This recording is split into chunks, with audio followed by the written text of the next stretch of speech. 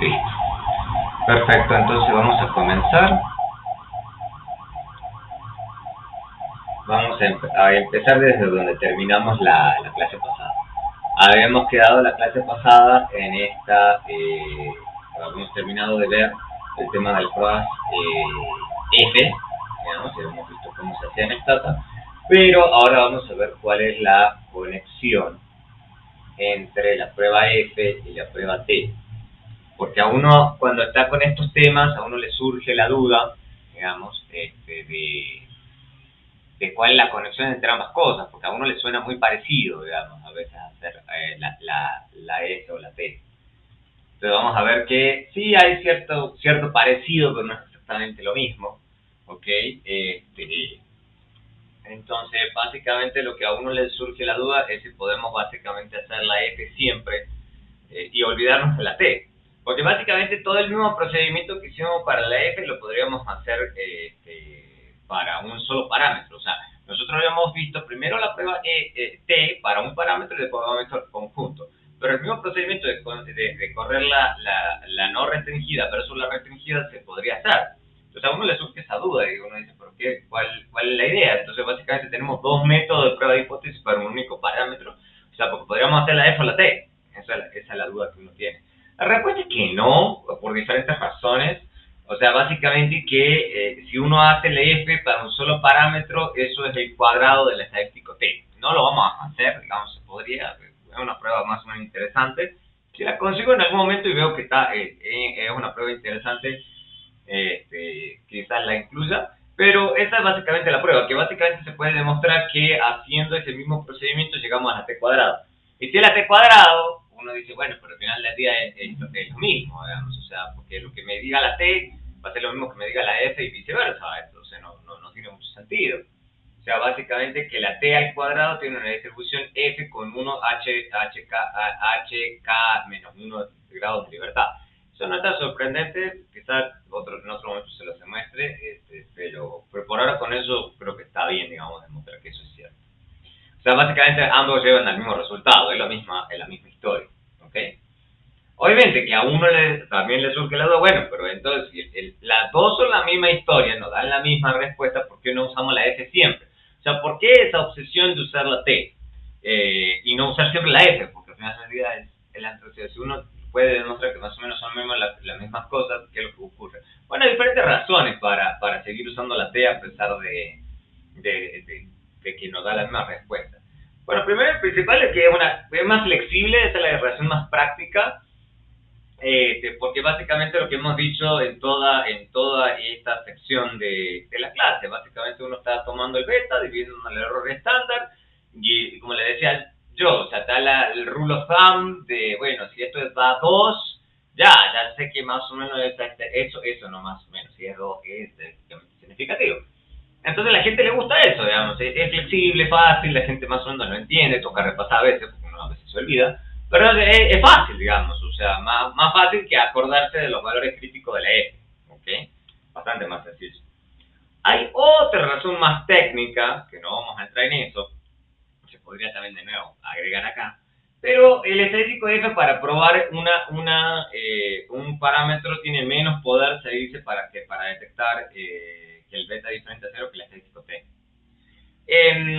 O sea, ¿eso qué significa? Que, o sea, recuerden que ustedes bajan nivel de significancia o aumentan poder. Digamos, básicamente que uno está cometiendo un error, digamos. O sea, la significancia es un tipo de error y el poder es tratar de no cometer ese error. Entonces, el problema de la F es que tiene menos poder, entonces por eso tampoco se usa. No vamos a entrar a ese tecnicismo, en un argumento más técnico, pero lo dejamos ahí por ahora. Básicamente, como les digo, el poder siempre es la probabilidad de rechazar la hipótesis nula cuando es falso, algo que ustedes quieren subir. ¿Okay? El poder es 1 menos el error tipo 2, entonces el poder, realmente quieren reducir este tipo de error, entonces obviamente quieren maximizar poder, sencillo. Entonces el error de tipo 2 es no rechazar la H0 cuando el H0 es falso. Esa es la idea. Entonces eso es lo que ustedes siempre quieren, que sea alto. Y la significancia es la probabilidad del error tipo 1. Entonces, obviamente, como está claro muy acá, por eso siempre lo agrego, es que ustedes quieren maximizar poder y bajar el nivel de significancia. Porque básicamente aumentar el poder es minimizar el error tipo 2, mientras que la significancia es minimizar el error tipo 1. Entonces, técnicamente hablando, lo agregue en el futuro, agregue esta prueba, digamos, de que el texto tiene bueno, poder. Voy a tratar de buscar una prueba divertida, interesante, digamos, que eso se note. Pero ese es el resultado que uno sí tiene que tener en la cabeza. ¿Okay? Y obviamente la última razón es la que yo mencionaba con eso. Es más fácil. O sea, el estadístico es más fácil de calcular y uno sabe que esto tiene que dar doble y listo. O sea, entonces es más sencillo. Yo creo que esa es la razón más práctica para seguir usando el test. Hay que tener un poquito de cuidado al utilizar el estadístico F, porque básicamente lo que yo ya había hecho como un adelanto de la clase pasada, básicamente nos dice que el conjunto de parámetros estimados son conjuntamente significativos. Pero puede que uno sea significativo, pero que ustedes lo juntan con otros parámetros y sí da significativo. Entonces, es un poco raro, digamos.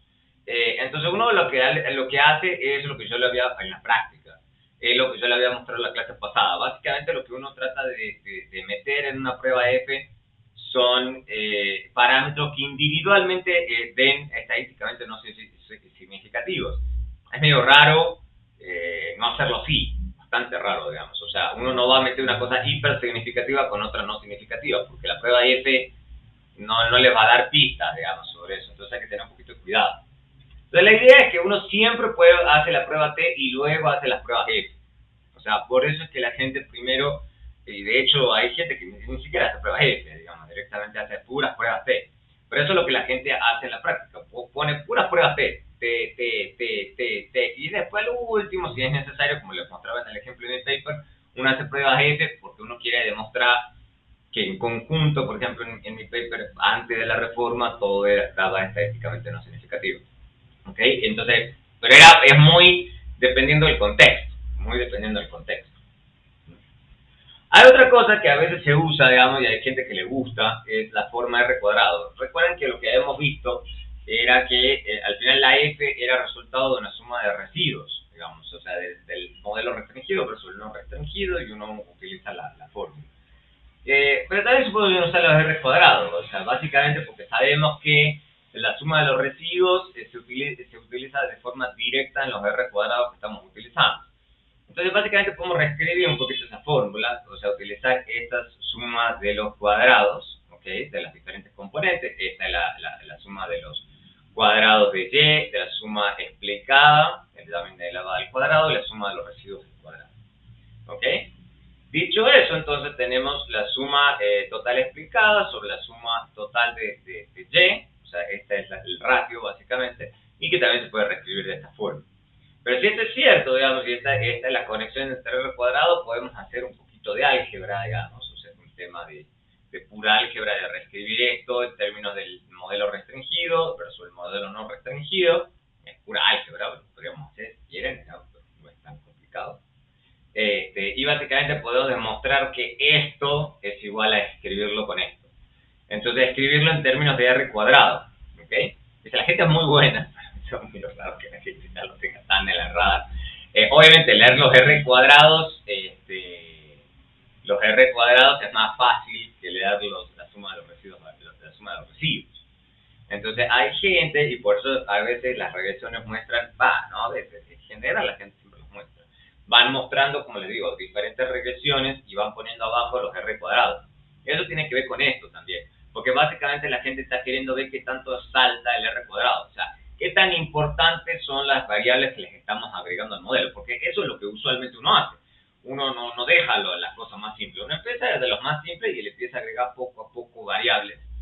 Y la pregunta que uno se hace, bueno, ¿qué tan importantes son? Bueno, la tienen que ver con esto, digamos. Dice, bueno, salta un montón, entonces dice, no, esa variable que usted agregó son súper importantes para explicar la Y, pero al mismo tiempo uno puede tener pistas sobre qué tanto está saltando el eje, o sea, qué tan conjuntamente significativos son esas nuevas variables. Entonces, en ese sentido sirve esta intuición, ¿ok? Lo otro, digamos, es que obviamente, como les decía, o sea, claro, lo hemos hecho en la clase pasada, les había mostrado yo que uno puede tener la tabla y demás, pero, y hacer lo mismo que el método clásico de significancia estadística, que es comparar el valor F con el valor crítico y todo eso, no hay problema, se puede, pero en la práctica lo que al final del día uno hace es el famoso valor P, o P-value, ¿ok? Eso es de hecho lo que hicimos en Stata. Stata directamente da el valor de F y tira el P-value. ¿Qué es el P-value? Es muy parecido, básicamente es la probabilidad de que tengamos un F mayor a ese F que estamos viendo, ¿ok? O sea, donde F es una variable aleatoria con Q, N menos K menos 1 grado de libertad y F el estadístico obtenido. Sencillo. Y el p-value es la probabilidad de observar un valor F al menos tan grande como el obtenido, dado que la hipótesis no le sea cierta. O sea, básicamente un p-value bajo es evidencia en contra de este cero y un p-value alto es evidencia a favor. A favor, sí, es que no podemos rechazar la hipótesis. Pero, por ejemplo, un valor de p-value de 0.016 significa que la probabilidad de observar un valor F tan grande como el obtenido cuando la hipótesis no le es cierta es de solo 1.06. Entonces, esto seguramente, si esto nos daría en una prueba de significancia conjunta F, digamos, los parámetros son conjuntamente significativos. Eso es lo que normalmente diríamos. O sea, vamos a usualmente rechazar H1, H0 en ese caso. Obviamente, si nos da muy grande, típicamente por arriba de punto 10, significa que la probabilidad de observar esto va a ser con la hipótesis no le cierta en el 31% de los casos, que es evidencia débil en contra de ese cero. Entonces vamos a decir que no son conjuntamente significativos, eso es lo que típicamente diríamos. Obviamente, como les decía yo, o sea, el p-value es siempre calculado por Stata al hacer el comando test. Siempre, o sea, Stata lo hace y de eso lo que uno lee, digamos, los p-values, ¿ok? Ya vamos a ver de vuelta un ejemplo, pero lo hicimos la clase pasada, solamente que sin mencionarlo, ¿ok? Hay otra cosa que siempre Stata también está calculando, que es el estadístico F de significancia global. No se usa demasiado, pero lo voy a mencionar al pasar como para que entiendan por qué Stata lo está mostrando. Básicamente, un modelo con cada variable independiente podemos plantear la siguiente hipótesis nula. Es básicamente plantear que todas las betas que estamos calculando, fíjense que no está el intercepto, típicamente el intercepto, como les decía, no importa mucho, son las pendientes. Entonces la pregunta que uno se hace es si las pendientes, ninguno de los estimadores pendientes son estadísticamente significativos. O sea, básicamente que el modelo no sirve para nada. Eso es lo que en esencia está diciendo eso. ¿Ok? O sea, entonces básicamente el modelo restringido es una constante más un error. Chao. O sea, entonces básicamente estamos estimando un modelo en donde básicamente no es lo mismo que tomar una constante. Entonces no hay básicamente ningún tipo de evidencia, al menos lineal, de una relación entre la variable dependiente y las independientes. Eso es lo que necesitamos diciendo. ¿Ok? Obviamente, esto tiene un R cuadrado cero, o sea, nada de la variación ya explicada porque no tenemos variables explicativas, entonces básicamente el F, estamos calculando es este. ¿Okay? Entonces fíjense que acá está solamente apareciendo el R cuadrado, porque este R del modelo restringido es cero. O sea, estamos utilizando la fórmula de R cuadrado y haciendo ese reemplazo de donde el cuadrado del modelo restringido es cero. Porque no hay ninguna variable ahí, no estamos explicando nada. Entonces, obviamente se desaparece. ¿Okay? Entonces, ese es el R, y donde obviamente, del R cuadrado resultante de la regresión. O sea, este es el R cuadrado del modelo no restringido. ¿Okay? Este es el restringido y este es el no restringido. ¿Okay? Esa es la idea. ¿Ok? Obviamente, esto es una F muy peculiar. De hecho, debería ponerle en el futuro, le voy a poner algún F, no sé, SG o algo, porque no es cualquier F, no es una fórmula general. O sea, esto es una F para probar la restricción de todas las variables independientes. O sea, eso se llama significancia global de la regresión. O sea, si la regresión sirve para algo, básicamente. O sea, eso se lo calcula Stata siempre. Entonces eso es lo que uno tiene que leer. Entonces veamos rápidamente. Yo ya cargué la base de que utilizamos la clase pasada, esta de béisbol. La tengo cargada aquí. Vamos para acá. Entonces se van a ver que siempre Stata calcula esto que tengo acá. Lo voy a copiar. Necesito. Acá. Listo. Y fíjense como les digo, poco a poco vamos a ir viendo los diferentes elementos. Entonces tienen esta regresión, ya tenemos obviamente los años, todo esto, los p-values individuales, podemos utilizar el test como habíamos hecho en la clase pasada, y habíamos dicho, bueno, podemos tomar esto, ok, test, y hacer la prueba de significancia conjunta para estos tres variables, o sea, estos tres parámetros estimados, ¿ok? Teníamos una f y tenemos el p-value. Hasta ahí todo bien, pero a uno le surge la duda, digamos, en esta inicial, de que esta cosa que está aquí, que es otra f. Bueno, esa f que está mostrando ahí es la de significancia global. Entonces no es lo mismo esta f que esta f. Esta f, fíjense que dice 5 grados de libertad y 347. O sea, que es el 347 que está acá. ¿Okay? Entonces, y 5 que está aquí.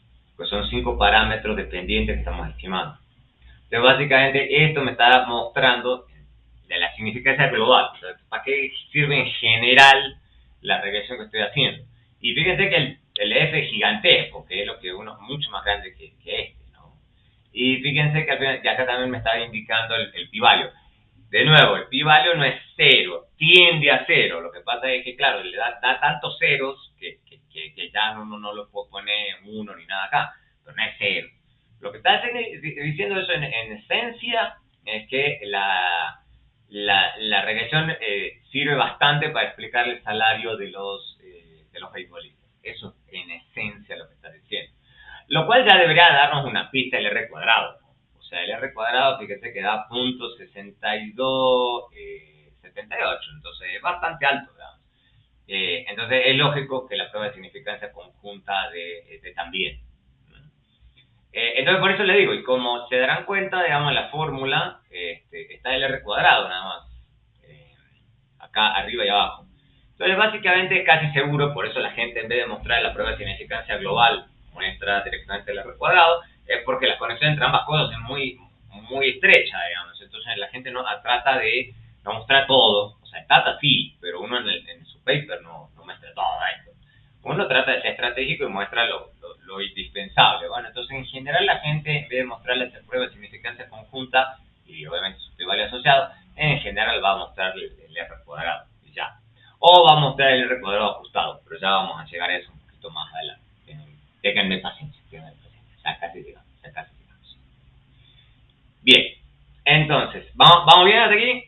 ¿Vamos bien? Todo esto es sencillito, no es una cosa súper difícil. Otra cosa que uno puede hacer, es ir un poco más lejos, además de lo que hemos hecho hasta ahora. O sea, uno lo que puede hacer es utilizar el F para hacer pruebas de otro tipo. O sea, porque lo que hemos hecho hasta ahora es probar que las betas sean todas 0. Y es lo usual, ¿no? O sea, como les digo, no siempre la gente evalúa la significancia conjunta porque simplemente no es tan interesante. Pero básicamente supongan que ustedes digan, bueno, supongan un modelo como este, y supongan que tienen el logaritmo del precio de casas, digamos, de casas de una zona. Esa es la idea, y tengo acá una base de datos de eso. Y esta es la evaluación, seguramente fiscal o de algún lado. Este es el tamaño, digamos, del lote, y esto es el tamaño del terreno, y este es el número de cuartos. Eso es lo que estamos haciendo ahí. Ahora bien, dicho eso, uno dice, ok, entonces tenemos el precio de la casa, evaluación de la casa, precio de la venta, evaluación del lote, área construida y número de cuartos. ¿Ok? Y claro, hay teorías, eso es lo que, por eso siempre hay que conectar la teoría con la práctica, que las teorías a veces tienen que ver con qué valores deberían, en teoría, tomar los vetos. ¿Okay? Entonces, por ejemplo, una cosa que uno puede pensar es lo que se llama una evaluación racional. ¿Okay? Un incremento en el 1% en la evaluación debería estar asociado a un incremento en el precio. ¿Okay?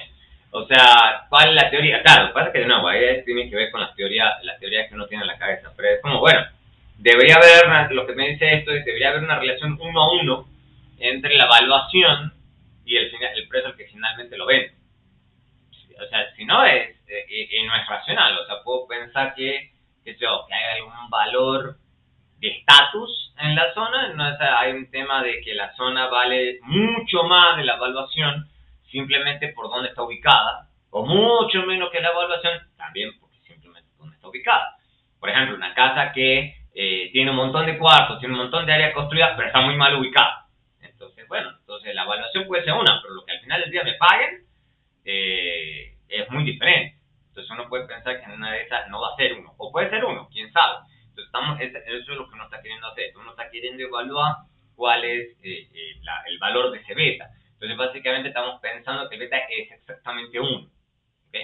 Y hasta ahora no habíamos pensado en, bueno, habíamos pensado individual, pero no para las demás. Pero lo que puedo hacer es decir, bueno, puedo pensar que las otras variables no tienen efecto, por ejemplo.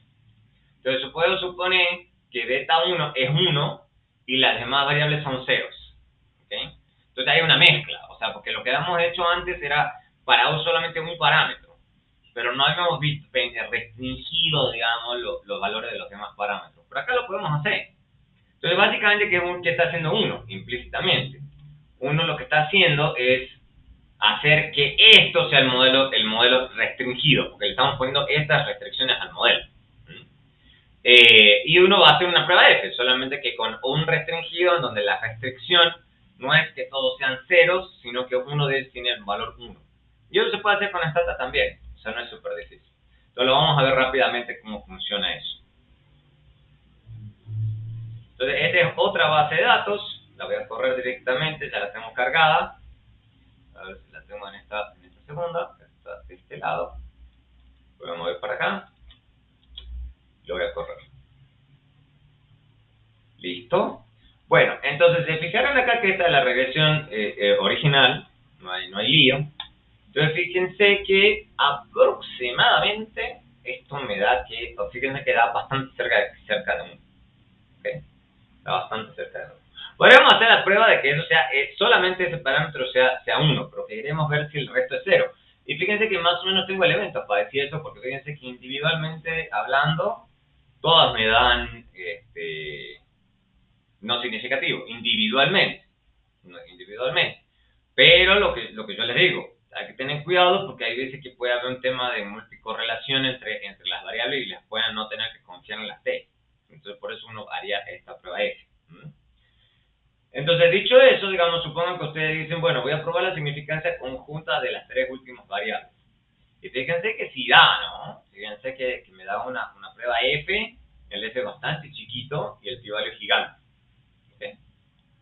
Y también, como les decía, uno puede hacer la prueba de que esto es igual a 1 en forma individual. Y fíjense que acá sí me dice que no puedo rechazar que sea 1.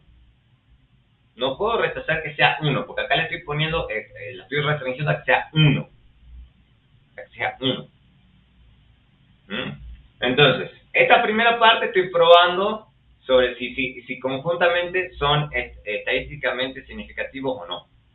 Mientras que en esta otra estoy probando solamente si este es estadísticamente significativo, igual a 1, no significancia en general, sino igual a 1.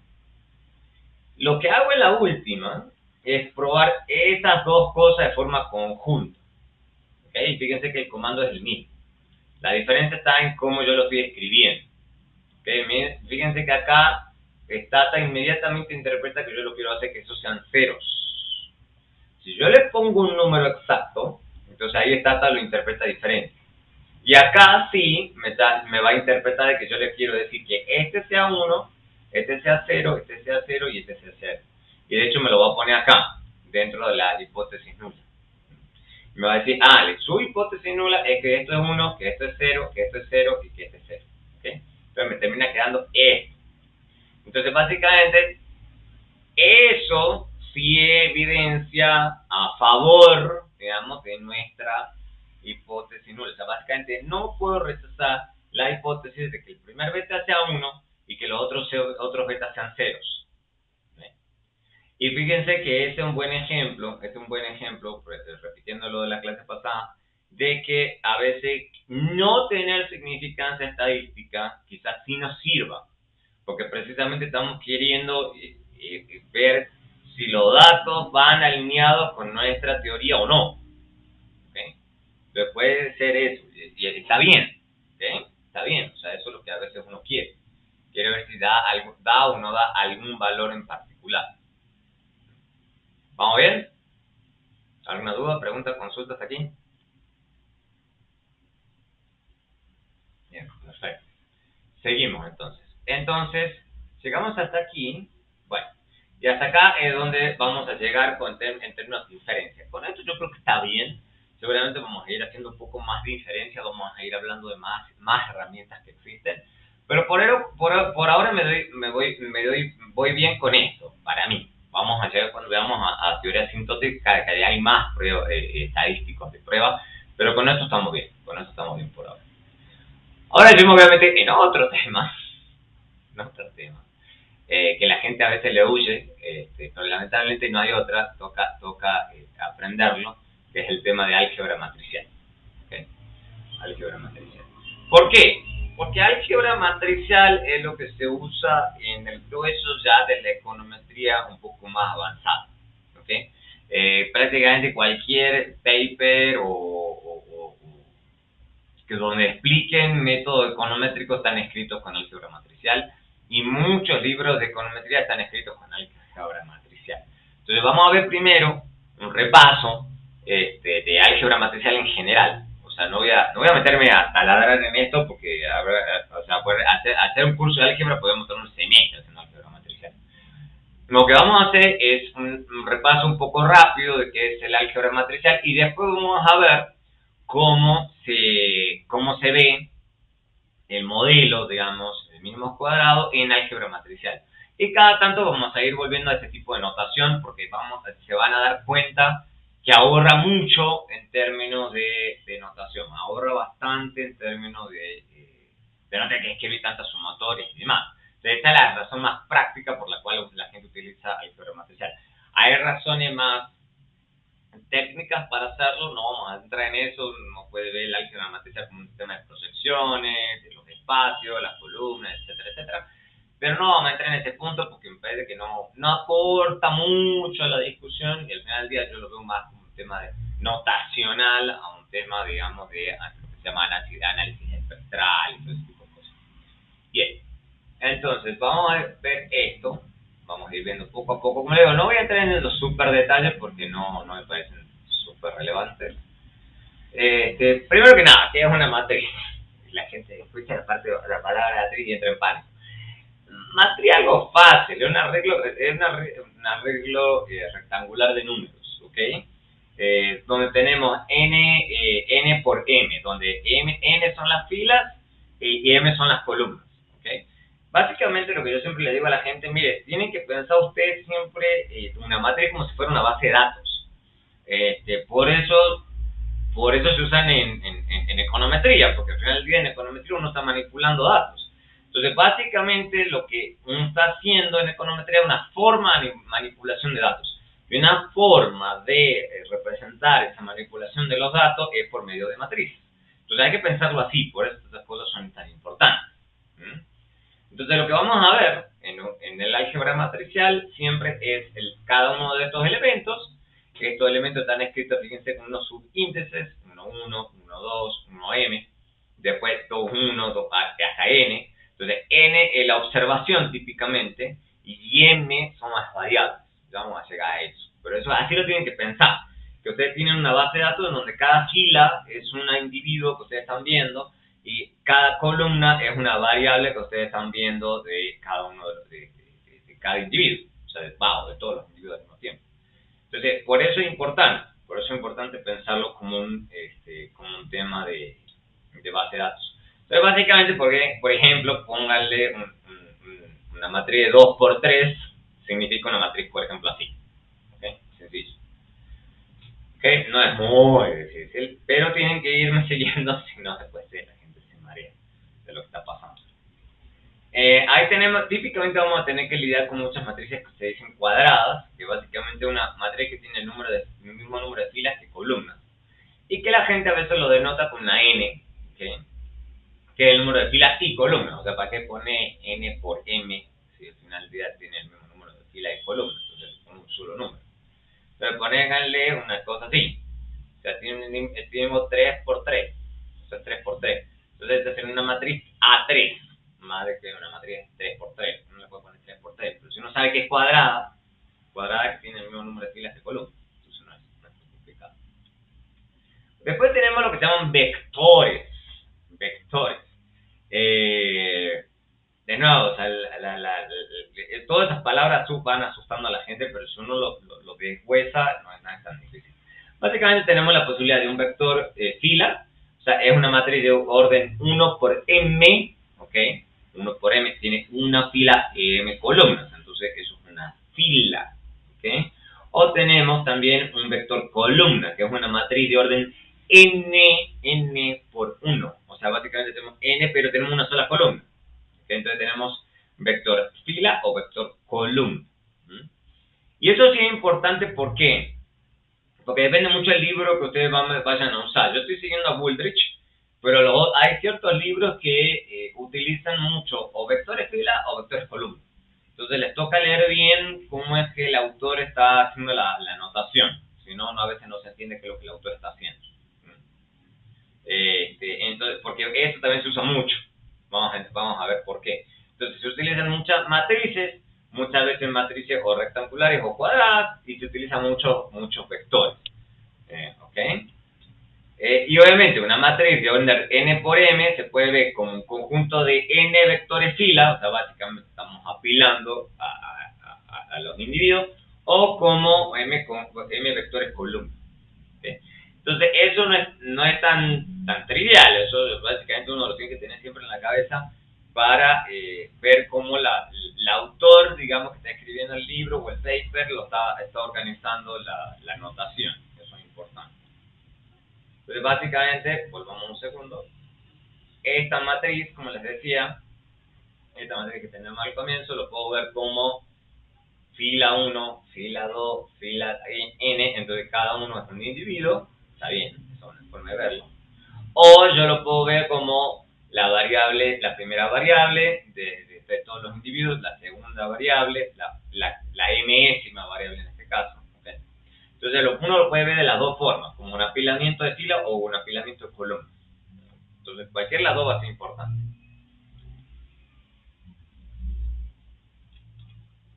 Matriz diagonal lo vamos a usar acá, tanto las matrices diagonales. Una matriz diagonal es una matriz cuadrada, o sea, vamos a utilizar mucho las matrices cuadradas. Y es diagonal básicamente si todos los elementos fuera de la diagonal principal son todos ceros. Sencillo. ¿Ok? Básicamente esto que tengo acá. Y de hecho, no sé si lo tengo aquí, por las dudas, hay gente que en vez de escribir ese chorizo que está ahí, justo no lo tengo, yo creo que lo tenía anotado. Esto que está anotado acá, solamente a los efectos de la claridad, de hecho lo voy a agregar acá para que me quede. Hay gente que en vez de quererlo escribir así, porque les parece un poco enredado, lo voy a agregar acá, dicen, no, yo quiero escribirlo en una fila, no quiero escribir toda esa matriz, porque si yo le estoy diciendo a la persona que eso es diagonal, la gente dice, no, le prefiero escribirlo así, diag, y le voy a poner acá el primer elemento de la diagonal principal, entonces le ponen diag, y le ponen A11, y después te ponen el siguiente A22, y después el siguiente, hasta AN por, bueno, es N por, no es N por M, de hecho es NN. Vamos a cambiar tanto, vamos a corregir eso, que es un pequeño error ahí. Listo. Entonces no es una cosa, entonces lo que hace la gente muchas veces es decirle, no, mire, esto es una diag, y le escriben así como diag, y uno le dice, what? Y es como, no es alguien está prestando atención. O sea, es diag, pero en el sentido de que, claro, o sea, lo único que a uno le importa, que eso es lo que al final del día es lo que tiene valores, son los que están en la diagonal principal, el resto son ceros, ¿ok? El resto son ceros. Y eso va a aparecer más seguido de lo que uno cree, ¿ok? Entonces vamos a ir a veces hablando de estas matrices diagonales, ¿ok? Entonces estas son dos notaciones alternativas y como rápido se dan cuenta, la segunda es más compacta. Y eso gusta en economía. En general los economistas tratan de ser muy económicos, incluso en la notación. ¿Okay? Entonces hay que estar prestando bastante atención. Si no, uno se pierde rápido. Después tenemos, obviamente, un ejemplo clásico, por lejos, de una matriz diagonal en la matriz identidad. La matriz identidad es una matriz cuadrada, ¿okay? Que normalmente se denota con I o IN. IN es un poco más raro, típicamente la pone la gente una I. Es una matriz diagonal con unos en su diagonal y ceros por fuera. O sea, básicamente esta es la matriz identidad. Rara vez la gente pone esto, o sea, la gente le pone un I y supone que uno sabe que va el I. O sea, y eso sí se respeta mucho en la notación matricial. Y después tenemos matriz de ceros. Ceros es que básicamente es una matriz cuadrada con ceros en todos lados. ¿Okay? Que puede o no se cuadrada, está bien, pero típicamente tiene ceros en todos lados. ¿Okay? Esa es la más simple. Sumas. Esos son lo que llaman operaciones matriciales, ¿ok? Entonces uno puede tener arreglos rectangulares, cuadrados, diagonales, identidad y demás, pero ya empezar, claro, lo que uno tiene que hacer son operaciones con matrices. Eso es las primeras cosas que uno aprende en un curso de álgebra lineal, que es el tema de cómo operar con este ordenamiento, digamos, de números, ¿ok? La forma más sencilla de operar es sumando dos matrices. Dos matrices, una n por m y la otra también de orden n por m. Las dos tienen que tener el mismo orden, si no, no se pueden sumar. Entonces, básicamente lo que hacemos es esto. O sea, tenemos n por m, y lo que hacemos es, cada uno de estos elementos los sumamos, ¿ok? Este se suma con este se suma con este, y así sucesivamente. Entonces, tenemos acá toda esta suma de elementos por elemento. Por lógica, digamos, ya rápidamente se cuenta uno que tiene que tener el mismo orden, si no, no puedo sumar uno por uno, digamos, no tendría mucho sentido. Suma matricial. Dos matrices se pueden sumar elemento por elemento, entonces vamos a tener, por ejemplo, esto, entonces 2 más 1, 3. N menos 1 más 0, menos 1. 7 menos 4, 3, y así sucesivamente. Obviamente también, bueno, antes de pasar a las otras operaciones, obviamente también puedo restar. O sea, puedo sumar y restar matrices, es la misma historia, solamente que en vez de sumar lo estoy restando. No es muy difícil. ¿Okay? Lo que sí la gente le importa son cosas como esta, porque sirven para muchas demostraciones. Multiplicación por una escalar, que es la multiplicación más fácil. Básicamente yo puedo escribir una matriz a la par de un escalar y multiplicarlo por ese escalar. Entonces yo puedo escribir una cosa de esta como alfa a n por m, o sacarle directamente, si yo ya sé implícitamente cuál es el orden, y puedo ponerle alfa, esto no es alfa, esto es gamma, por todos estos elementos, y básicamente yo puedo multiplicar todos estos elementos por estos gamma. ¿Okay?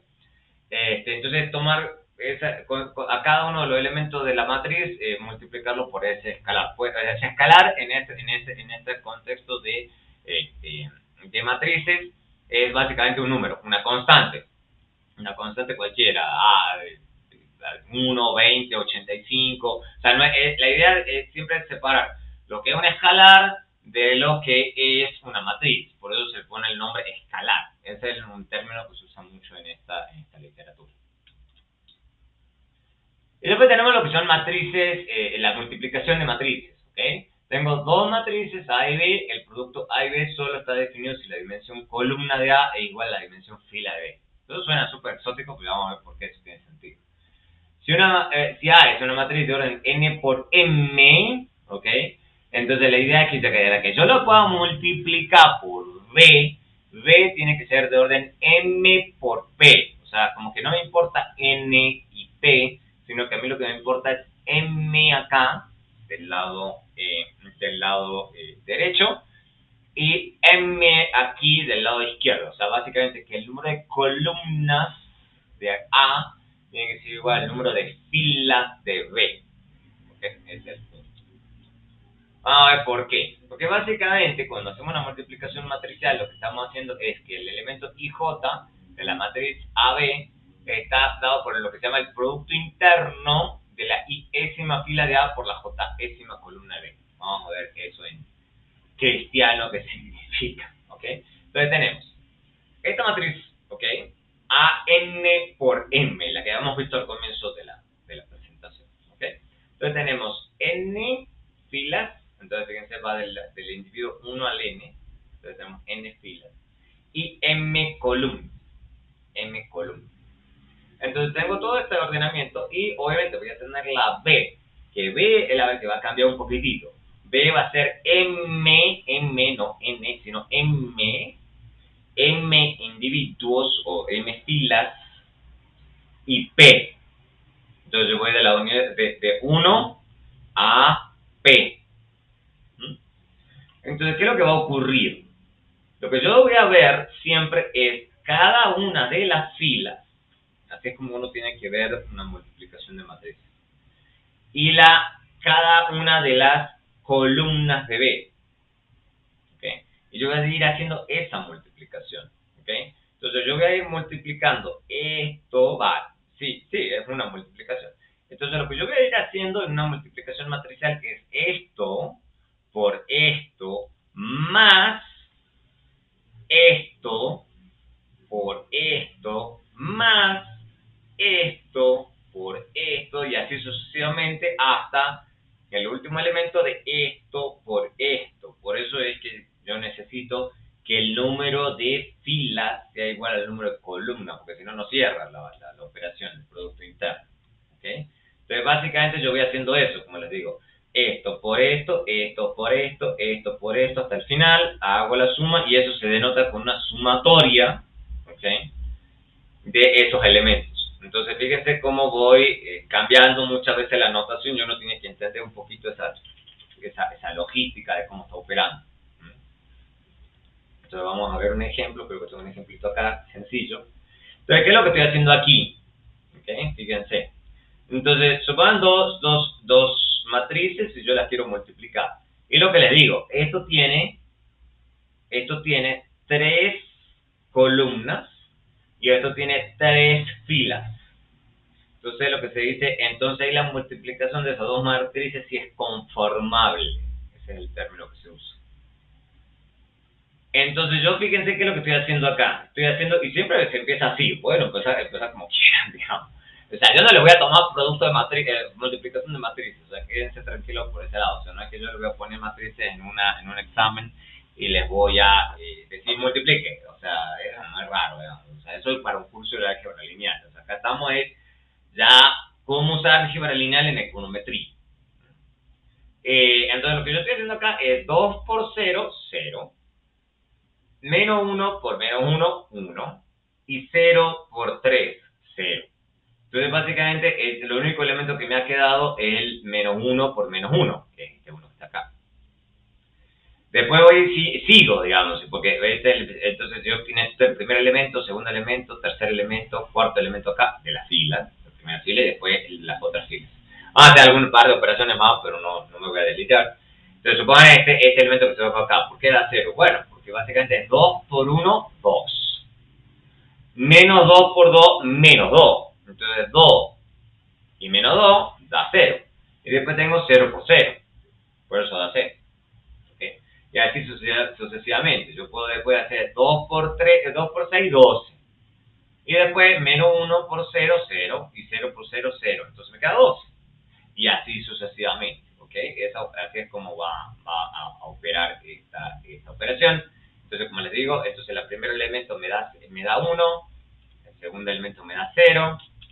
Y así sucesivamente. ¿Okay? ¿Qué es lo que vamos a utilizar mucho más? O sea, yo no les voy a pedir mucho multiplicar literalmente, toma esta matriz, multiplica por esto. Pero sí vamos a utilizar mucho las propiedades, por ejemplo. Entonces, supongan esto, entonces ustedes tienen que aprender rápido de que la distribución de escalares, fíjense que son escalares, alfa y beta son escalares, que los estoy multiplicando por una misma matriz, yo puedo reescribirlo así, digamos como una distributiva. Alfa yo lo puedo distribuir entre A y beta, A y B, a alfa en A y B. Después puedo reescribir esto así, si quiero, no hay problema. O sea, siempre que son escalares, fíjense que esto es importante. Estamos hablando de escalares, o sea, no vayan a confundirse. ¿Sí? Después tengo alfa por A y B, ¿okay? Alfa AB.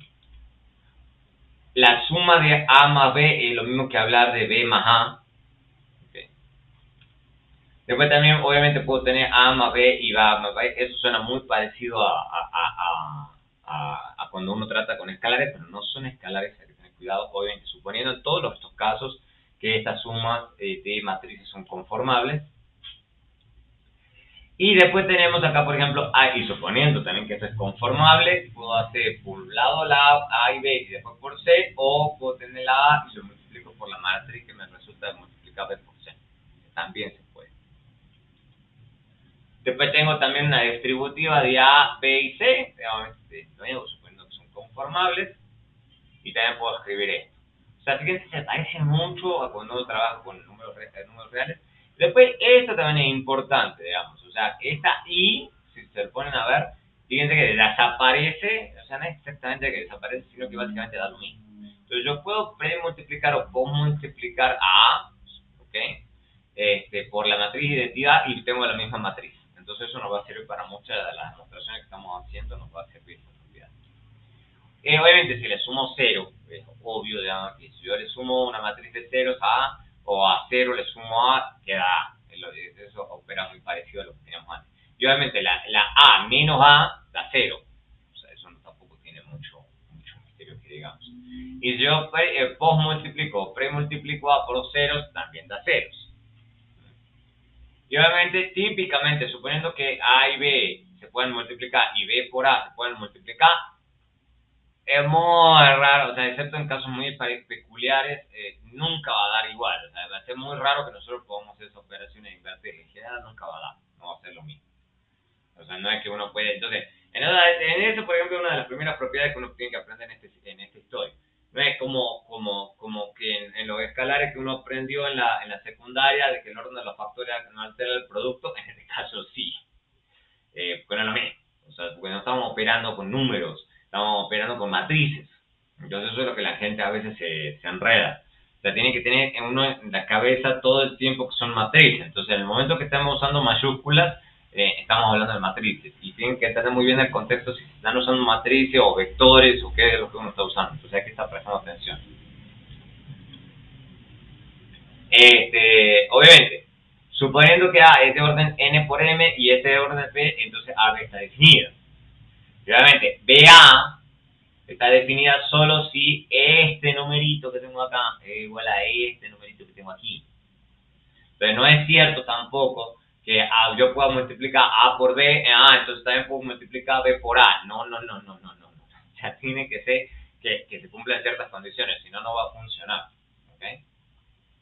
Si A es de orden n por m y B es de orden m por n, entonces A y B están definidas, pero en general A y B no es lo mismo que B por A. Entonces eso lo tienen que tener cuidado. O sea, no es como que uno pueda alegremente hacer eso. E incluso si son de orden n por m, son cuadradas las dos, tampoco significa que uno pueda multiplicar y va a dar lo mismo. Hay que tener mucho siempre cuidado.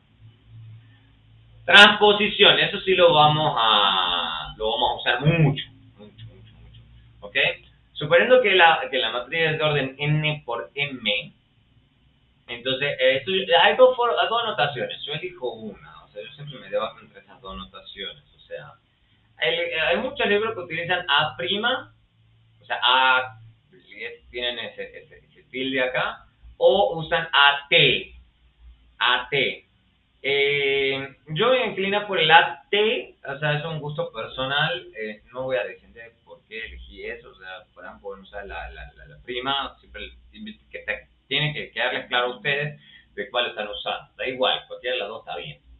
O sea, entonces, por ejemplo, esta matriz tiene dos filas, tres columnas, entonces básicamente su transpuesta acá, de la T, es simplemente poner esto que estaba como una fila como columna y esto que también estaba como una fila como columna. Eso es todo. ¿Ok? Entonces tengan a eso presente. Obviamente la transposición, hay un montón de propiedades que tiene la transposición que son importantes. Por ejemplo, transponer dos veces una misma matriz me va a dar la misma matriz inicial. Eso es un poco obvio, pero la gente se olvida de esas cosas a veces. Obviamente, Transponer, ustedes pueden transponer, digamos, y esto está multiplicado por un escalar, pero el escalar, al no ser una matriz, transponerlo da el mismo valor, porque no tengo filas y columnas en una constante, digamos. Entonces, si yo le aplico una transposición a un escalar, me da el mismo escalar, es medio lógico. Si usted va a transponer la matriz, eso es un país medio obvio, pero eso es lo que uno tiene que tener presente. La transposición de una suma, entonces la transpuesta de cada una de esas matrices. O sea, todas esas cosas son importantes que se las aprendan rápido para que cuando estemos haciendo demostraciones con matrices, yo digan, es por tal cosa, listo, y sale.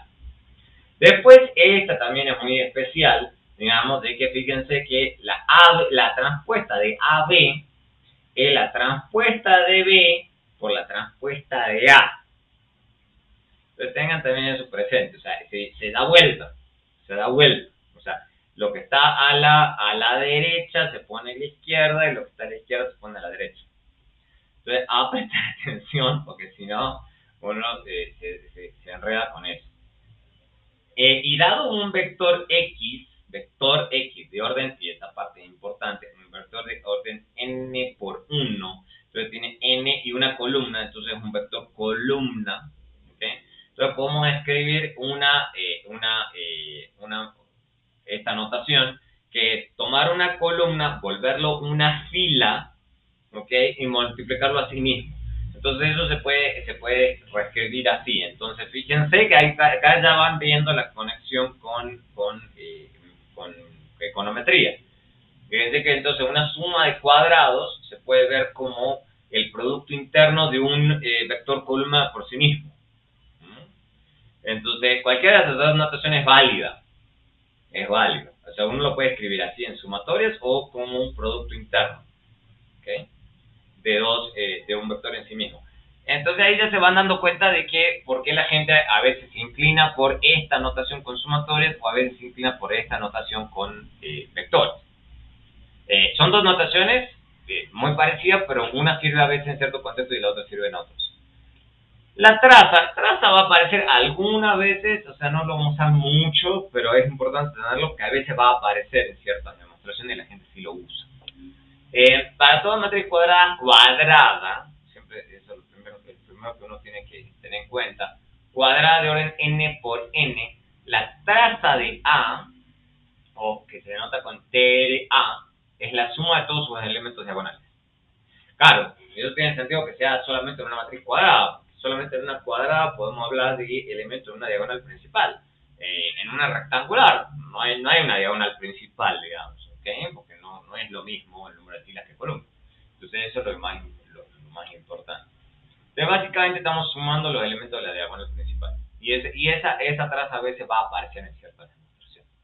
Propiedades de la traza, rápidamente.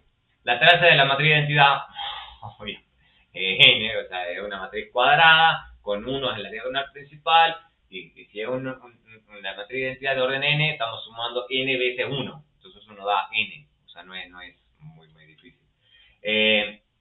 La traza de A transpuesta es lo mismo que la A, porque si ustedes están transponiendo, digamos, si ustedes se pueden pensarlo 2 segundos, tienen una matriz cuadrada y la transponen, digamos, pero los elementos de la diagonal principal no cambian, digamos. Entonces, básicamente, la traza de su transpuesta es la traza de la original. Después tienen, obviamente, la traza de A más B.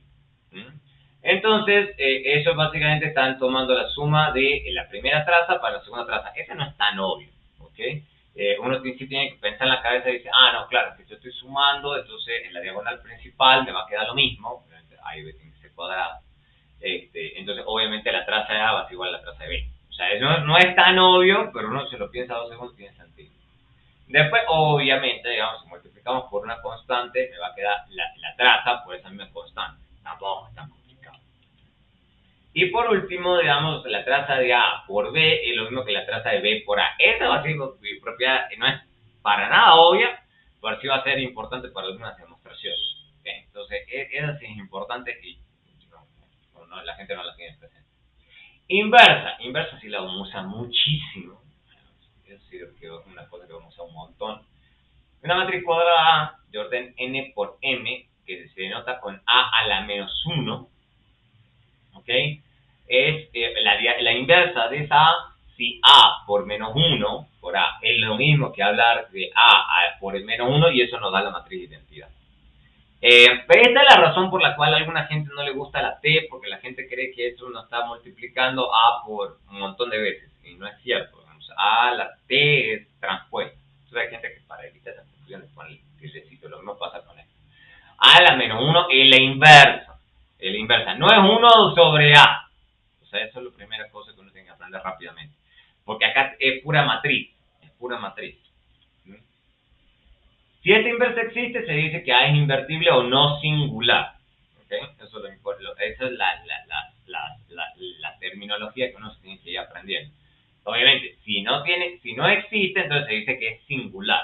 Entonces hay dos tipos de matrices, que tienen inversa o que no tienen inversa. Si tienen inversa, entonces es no singular. Si no tiene inversa, se dice que es singular. ¿Okay? O invertible versus no invertible.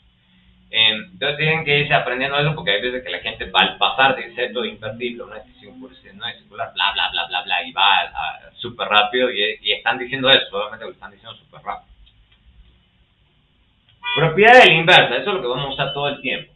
Si existe, entonces es única. O sea, no hay un montón de inversas que podamos sacar, digamos, es una sola matriz, si es que existe. Obviamente, también podemos aplicar a la menos 1 sobre alfa, sí, pero solamente al escalar.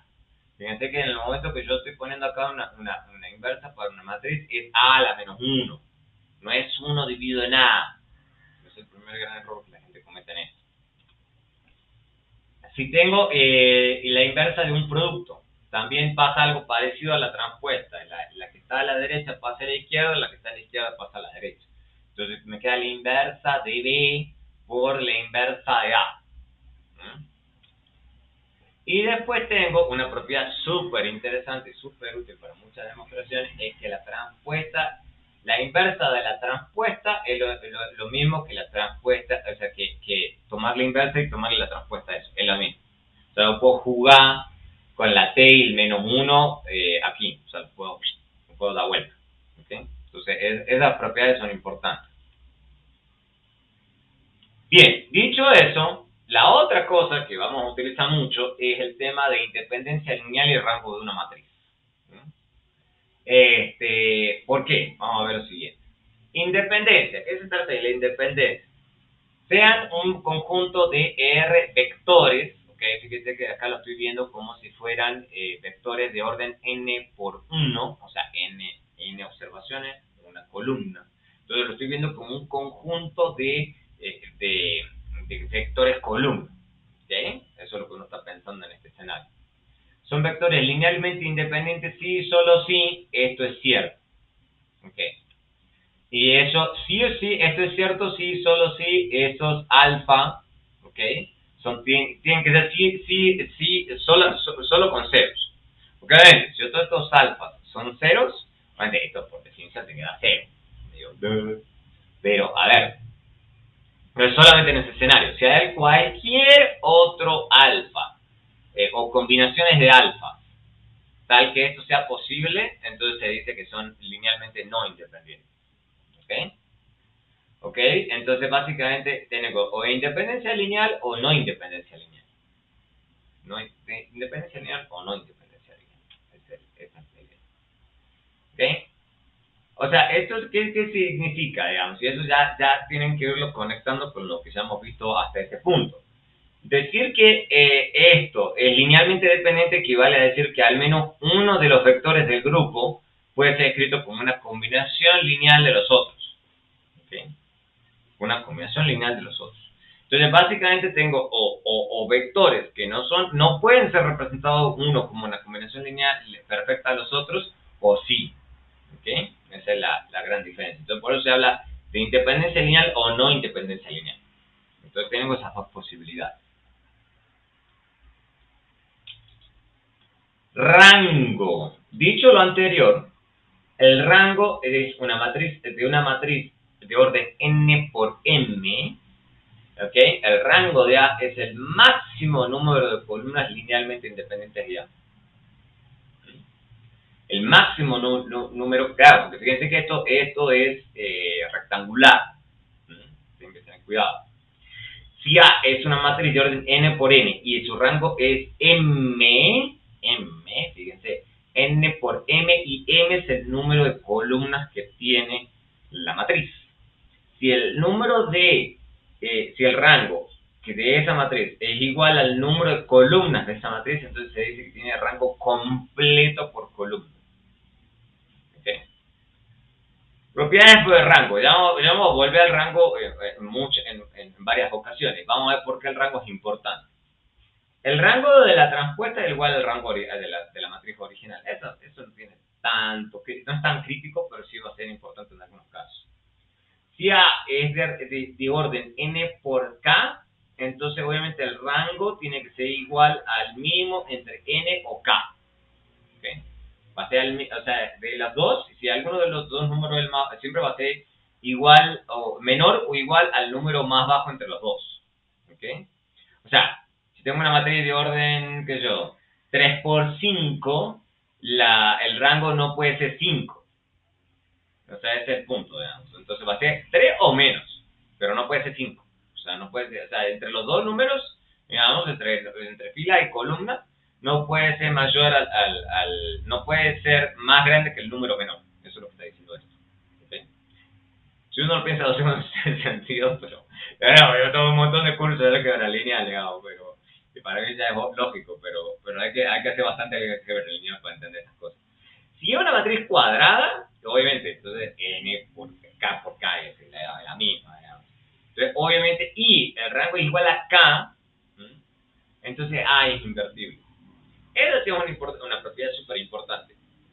Entonces, si tienen una matriz, o sea, primero principal tienen que acordarse que por eso va todo encadenado. Siempre le digo a la gente, esto va con esto, con esto, con esto, con esto. O sea, si lo estudian por separado, no van a ningún lado. Tienen que ir conectando todo.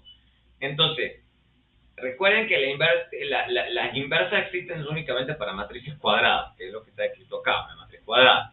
Y lo que le están diciendo es esto: si además yo saco que el rango de esa matriz es igual al número de filas o columnas, porque una matriz cuadrada es la misma cosa, entonces A tiene inversa.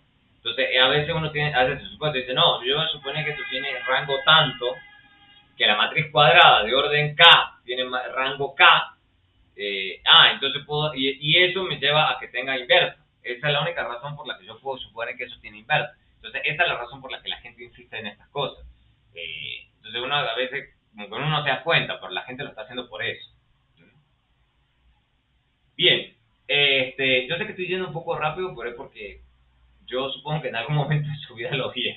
Pero vamos a usarlo todo el tiempo, así que quédense tranquilos. Vamos a ir utilizando todas estas herramientas todo el tiempo. Hay una cosa que se llama una forma cuadrática, lo vamos a usar en algunas ocasiones. Sea una matriz cuadrada de orden n por n simétrica. ¿Okay? Simétrica es que la matriz, la transpuesta y la inicial es la misma. Eso es una matriz simétrica. La forma cuadrática asociada a esa matriz está dada por esta expresión. Y esta expresión la vamos a estar utilizando muchísimo. ¿Okay? Básicamente, ¿qué estamos haciendo nosotros aquí? Fíjense que estos son los elementos de la diagonal principal y estos son los elementos fuera de la diagonal principal. De la matriz A. Y estas son variables. Que son variables. ¿Sí? Entonces, esto es una forma cuadrática de una función donde la función tiene n regresores. ¿Okay? Y la matriz tiene de orden n por n simétrica. Esa forma lo vamos a utilizar mucho. Entonces, fíjense que es una forma de que en vez de que tengamos que escribir todo este chorizo de sumatoria, fíjense que esto es una sumatoria de una sumatoria. O sea, eso ya se vuelve pesado de pensarlo.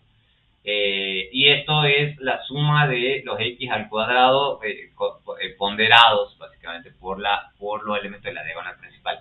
En vez de tener que escribir todo esto, la gente escribe esto que está acá en el medio. Entonces, fíjense que escribir esto es más sencillo y compacto que escribir todo este chorizo. Por eso la gente se inclina por la notación matricial en muchos escenarios, porque es más fácil. ¿Okay? Y se dice que una matriz es positiva definida. sea, una matriz A es positiva definida si esto que estoy escribiendo acá es mayor a 0, para todo X, o sea, un vector columna, veamos, excepto que esos X sean 0. Bueno, porque si X es 0, obviamente esto da 0 siempre. O sea, estamos hablando de que esto es mayor a 0 para X diferentes a X iguales a todos ceros. ¿Okay? Eso es una matriz positiva definida.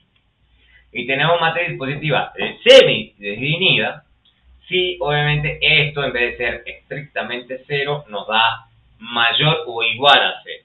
¿Okay? Para cualquier X. ¿Okay? Básicamente que esta expresión la podemos hacer o mayor a 0 o mayor o igual a 0. Pero si esta expresión nos da siempre 0, ¿okay? Con excepción de aquí igual a 0, o nos da mayor o igual a 0. Y ustedes ya van a entender por qué a la gente le importa. Porque en las matrices positiva definida o positiva semidefinida tienen un conjunto de propiedades que resultan útiles más adelante. Entonces, una matriz positiva definida tiene elementos diagonales estrictamente positivos. ¿Okay? Esa es la primera gran propiedad. La matriz positiva semidefinida tiene elementos diagonales no negativos, o sea, mayores o iguales a 0. ¿Okay? La diagonal principal de la matriz cuadrada. Recuerden que son matrices cuadradas simétricas. ¿Okay? Para que se pueda escribir la forma cuadrada. Si A es positiva definida, entonces su inversa existe. ¿Okay? Esta es la primera cosa que a la gente sí le importa. Aunque dice, es que si esto es positivo definido, y bueno, hay forma de tratar de llegar a que esto sea positivo definido, entonces la inversa existe. Chao. Entonces uno sabe, o sea, no tiene que andar uno pensando en rango ni nada, o linealmente independiente, número de columnas linealmente dependiente o independiente, sino que si es positiva definida, entonces A existe, listo. Entonces yo puedo suponer que A inversa existe. ¿Okay? Sí, esto es una matriz, fíjense, esto no es cuadrado, esto es lo primero que la gente se olvida. Esto es rectangular, pero fíjense que entonces yo puedo transponerla y multiplicarla por sí misma, transponerla y multiplicarla por la original. Yo puedo hacer esto o lo puedo hacer al revés.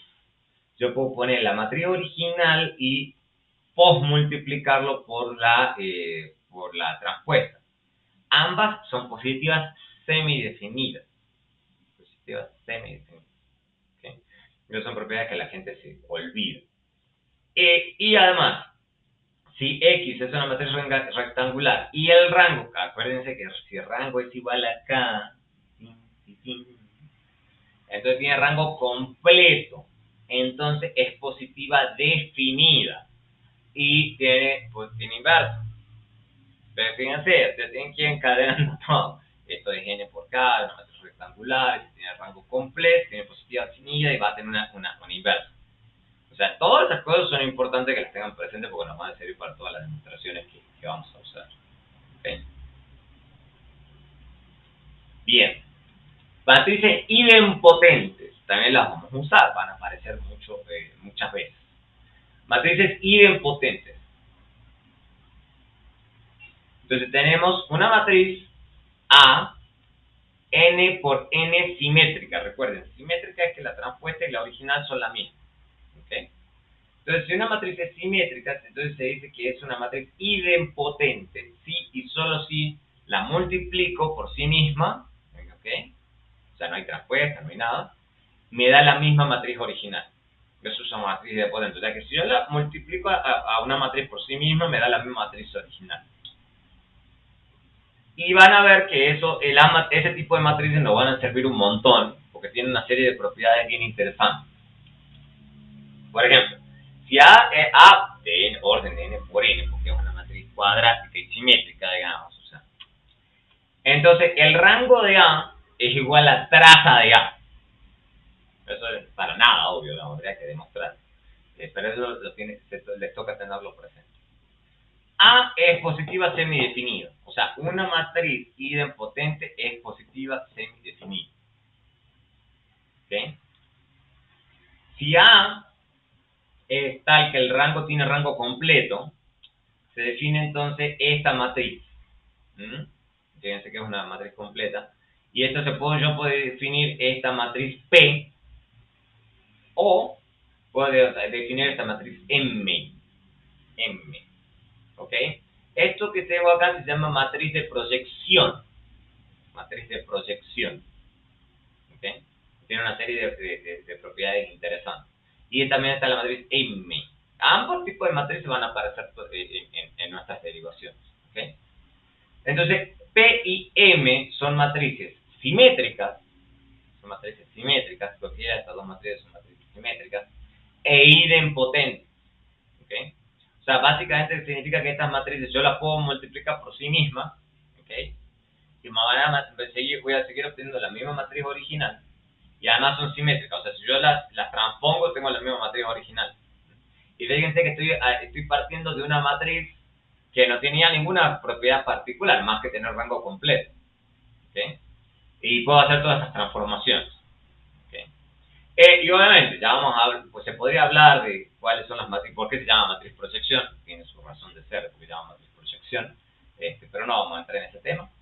Y obviamente el rango de P, eso también nos va a servir en ciertos escenarios, e igual acá, o sea, el rango de esta matriz súper rara e igual al rango de la matriz original. O sea, toda la belleza del álgebra lineal. ¿Okay? Y esta última, el rango de M es N menos K. N menos K. Eso ya les debería ir sonando, digamos. O sea, N menos K. N menos K. Se van encadenando con todo el modelo de mínimos cuadrados ordinarios. Ahí uno dice, ya entiendo por qué lado viene esto. ¿Okay? Y la última cosita que vamos a ver, ¿okay? Es la diferenciación de formas lineales y cuadráticas. Eso nos va a servir en varios escenarios. O sea A, n por 1, una matriz, es un vector columna, ¿okay? de A. Y la función lineal definida por esto. ¿Okay? Entonces voy a tomar un vector columna, lo vuelvo un vector fila, transponiendo, y lo multiplico por variables x. ¿Okay? Entonces todos los tenemos un vector de constantes y un vector de variables. ¿Okay? Entonces esto es una función lineal. ¿Se ve la función lineal? ¿La ven ahí? Espero que la estén viendo, ¿no? O sea, yo sé que suena esta cosa un poco rara, pero eso es una función lineal. ¿Ok? Esto es una función lineal. Entonces, eso que tengo acá también se puede reescribir cuando yo tome la derivada de x, me queda solamente a transpuesto. Eso suena un poco raro, pero toca tenerlo bien presente. ¿Ok? Es una diferenciación respecto de una función lineal que está escrita en forma matricial. ¿Ok? Y si es una matriz simétrica, se define la forma cuadrática, ya lo habíamos escrito recién, solamente que acá lo estamos repitiendo, solamente que lo estamos escribiendo como G. ¿Okay? Entonces, puedo tener una forma cuadrática acá, x transpuesta a x. Entonces, puedo escribir la derivada en vez de no de esta función lineal, sino de esta función cuadrática. Recuerden, o sea, eso sí se tienen que acordar en matemática de la secundaria. Recuerden que la derivada de una función lineal es la constante, digamos, la pendiente, mientras que de una cuadrática, recuerden, es como si fuese x al cuadrado, entonces bajan el 2. Acá está pasando algo muy parecido, muy parecido. Entonces están bajando el 2, pero lo siguen multiplicando por x. Es muy parecido a una función cuadrática. Están bajando el 2, pero la x sigue apareciendo ahí. ¿Okay? Esto es lo mismo, muy parecido. Está apareciendo el x y las constantes, porque acá no es como x al cuadrado, sino, por ejemplo, a por x al cuadrado. Entonces, cuando ustedes toman la derivada de ax al cuadrado, queda 2ax. ¿Okay? Pero a sigue ahí. Esto es lo mismo. ¿Okay? Solamente que lo están escribiendo en una asociación un poco más complicada, obviamente, porque están tomando la derivada respecto de todas las variables, ¿okay? Y lo están ordenando de forma matricial. Entonces, eso es importante porque nos va a servir para más adelante. Esperanza y varianza. Obviamente, esto en algún momento iba a aparecer. ¿Okay? Entonces, acuérdense que tenemos el valor esperado. ¿Okay? Y ahora la diferencia es que en vez de tener solamente una variable aleatoria, vamos a tener un montón de variables aleatorias porque la vamos a tener organizadas en matrices o vectores. Entonces, supongan que ustedes tienen yn por 1, n por 1, recuerden, es un vector columna, ¿ok? Es un vector de variables aleatorias, vectores variables aleatorias. Entonces, yo puedo escribir, por ejemplo, la esperanza de y, ¿ok? Y esto es como transpuesta, porque aquí hay como una columna de la próxima vez lo voy a poner como una columna, porque se me parece un enredo. Pero la gente a veces escribe este tipo de cosas así, entonces les toca acostumbrarse. La próxima vez la voy a poner de otra forma para que esté más claro. Entonces, básicamente lo que estoy haciendo es tomando, en vez de, o sea, escribir la esperanza de un vector es lo mismo que estar escribiendo la esperanza de cada uno de los elementos. Esa es el tema de notación, ¿ok? Pero obviamente también puedo tener una matriz Zn por m, que es como una matriz de variables aleatorias, entonces básicamente yo puedo escribir EZ, y básicamente escribir EZ es tomar la esperanza de cada una de las variables aleatorias que hacen parte de esa matriz. O sea, no es tan difícil. ¿Okay? Y obviamente podemos aplicar las mismas propiedades de valor esperado de siempre. Por ejemplo, si tenemos dos matrices de variables aleatorias, ya no son constantes, son variables aleatorias, esa es la parte que complica un poco esta historia. Entonces vamos a tener, por ejemplo, que la esperanza de A y B son no aleatorios. Bueno, Y aleatorio y estas son no aleatorios. Perdón. Estos son aleatorios, estos son constantes. ¿Okay? Entonces yo le tomo la esperanza, esto es lo mismo, ¿okay? Que si tuviesen una función lineal, solamente que en vez de tener funciones lineales, esto es una matriz y esto es un vector columna. Y eso pasa, no tienen que olvidarse las cosas que ya deberían haber aprendido hasta este punto. La esperanza pasa a través de funciones no lineales, a través de funciones lineales, ¿ok? Funciones lineales. Entonces pasa a través de esto.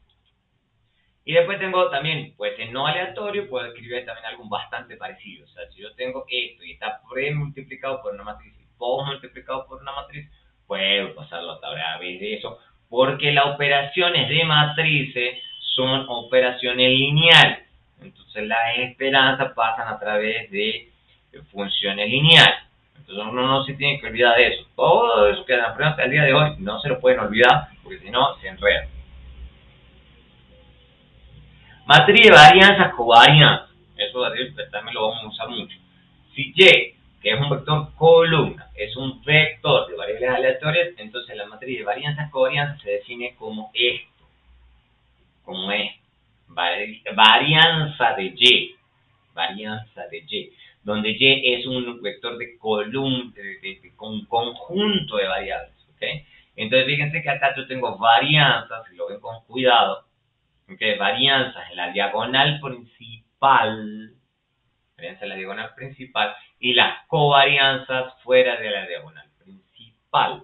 Fíjense que eso ya se va conectando con las cosas de álgebra matricial.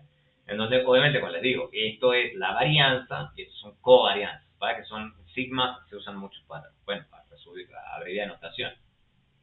Entonces, obviamente, como la covarianza entre Y y YJ es lo mismo que la covarianza entre y varianza de Y es simétrica. Entonces, fíjense que esto es una matriz cuadrada y simétrica. Cuadrada y simétrica. Entonces, ya tienen que ir conectando con lo que veíamos recién. ¿Cuáles son las propiedades de matrices cuadradas y simétricas? Y sucesivamente. ¿Cuáles son las propiedades de una matriz de varianzas covarianzas? Tiene un montón. Bueno, si A, por ejemplo, es un vector no aleatorio, un vector no de variables aleatorias, sino de constantes, podemos escribir esto. Y estas son cosas que vamos a usar de nuevo en varias demostraciones. La varianza de A transpuesta por Y es igual a la A transpuesta de un lado y la varianza en el centro y A en el otro costado. A no transpuesta. ¿Okay? Entonces, están jugando con eso. Yo les voy a dar varios ejercicios como para que más o menos entrenen eso. Pero son todas aplicaciones de todas estas propiedades. Si la varianza de A por E es mayor a 0, para toda A, donde no sea 0, si es 0 es medio trivial, entonces varianza de Y es positiva definida. ¿Ok? O sea, básicamente yo puedo escribir esto de esta forma. ¿Ok? Esto casi siempre es cierto. Entonces Entonces, fíjense que acá esto, varianza de... Esto es como que la definición, digamos, de varianza. De hecho, eso debería estar al comienzo. Esta es la definición de una matriz de varianza covarianza. ¿Okay?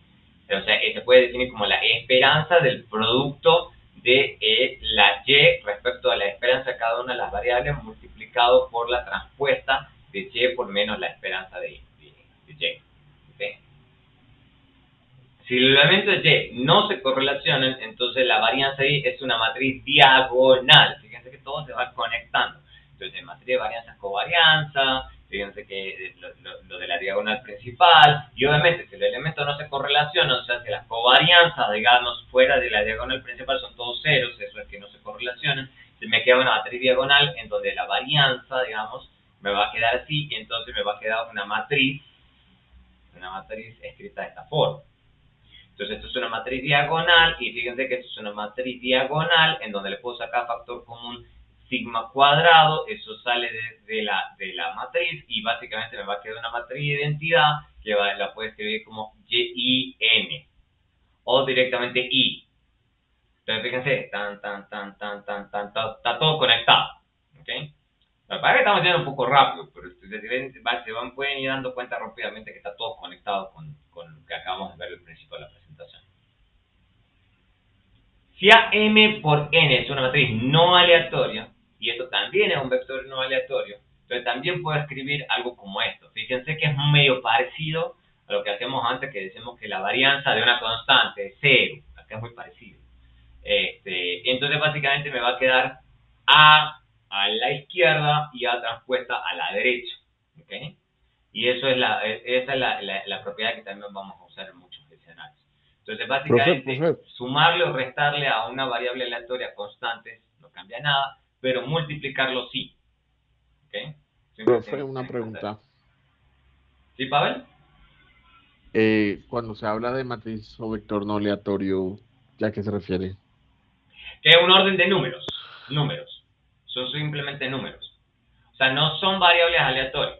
Son números. Ok. 1, 20, 85, o sea, números.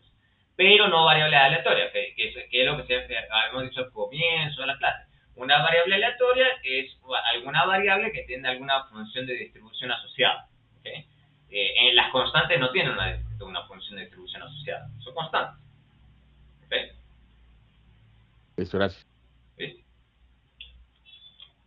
Bueno, listo. Llegamos hasta acá. ¿Ok?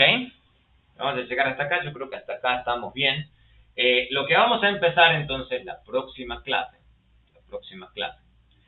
es, vean esta presentación con mucho cuidado.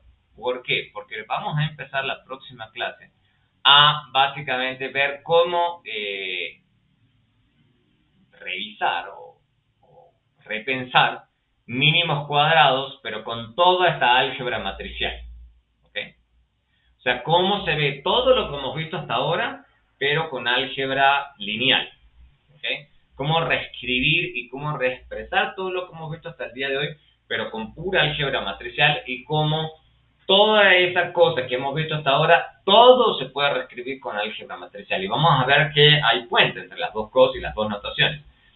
Pero va a ser importante aprendérselo. ¿Por qué? Porque nos va a reaparecer todo el tiempo en muchas propiedades de los estimadores, derivaciones y demás. Y muchos libros, y como les digo, muchos papers utilizan directamente álgebra matricial. Entonces toca aprender las dos notaciones, porque hay lugares en donde ustedes van a ver puras sumatorias, hay lugares donde ustedes van a ver puras matrices. Entonces les toca aprendérselas a ambas. O sea, hay gente que cree que la única forma de aprender econometría es con álgebra matricial.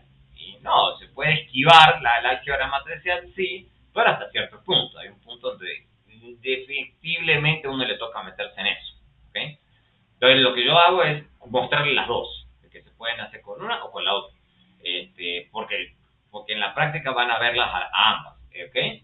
Entonces, la clase que viene vamos a empezar con esto, el viernes. Vamos a empezar directamente desde aquí. Y entonces, repasen bien todo lo que acabamos de ver hoy de álgebra lineal, para que cuando ya veamos el viernes esto, no se mareen. ¿Okay? Porque vamos a ir un poco rápido y vamos a empezar a usarlo muchas veces a lo largo de la clase. ¿Ok? Bien, preguntas, dudas, consultas hasta aquí.